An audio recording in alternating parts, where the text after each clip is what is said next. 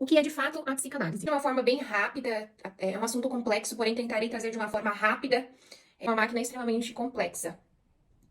Repito, isso é algo que eu defendo com unhas e dentes. Não tem como trabalhar com um sujeito, com um ser humano, de uma forma ampla e não tem como ter uma regra aplicada a todos. Isso é algo que eu defendo com unhas e dentes. A análise é justamente isso, é trabalhar a singularidade do indivíduo, do sujeito. É trabalhar com ele de uma forma singular, não com uma regra ou com algo aplicado, mas sim trabalhar realmente com o que ele vive, com o que ele já viveu. E aí entra uma outra questão. Psicanálise é somente falar sobre a infância? Não, não é somente falar sobre a infância. É encontrar a raiz deste problema.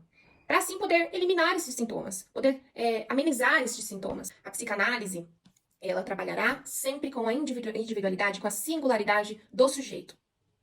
Isso eu tô falando de uma forma bem supérflua, bem ampla. Não tem um livro que eu acho que todo psicanalista já leu, que se chama Por que Repetimos os Mesmos Erros? Que é de um psicanalista, um psicanalista lacaniano, mas eu gostei muito da forma que ele falou sobre a psicanálise em um pedaço aqui do livro. E eu vou ler aqui pra vocês, tá?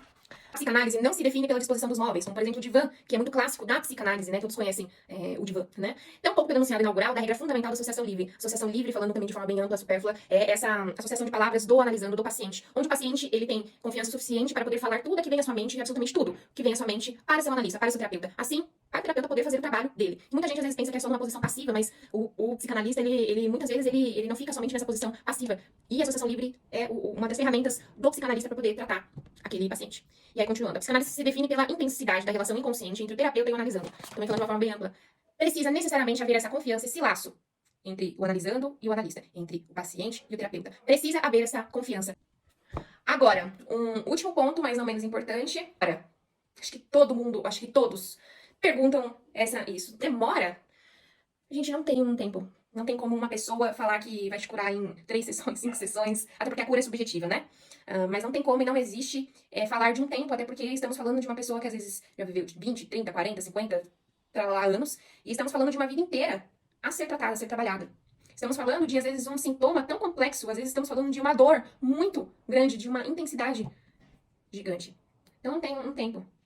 Mas lembre-se sempre que a psicanálise ela trabalha com o singular, ela trabalha de acordo com o ser humano que está ali à sua frente.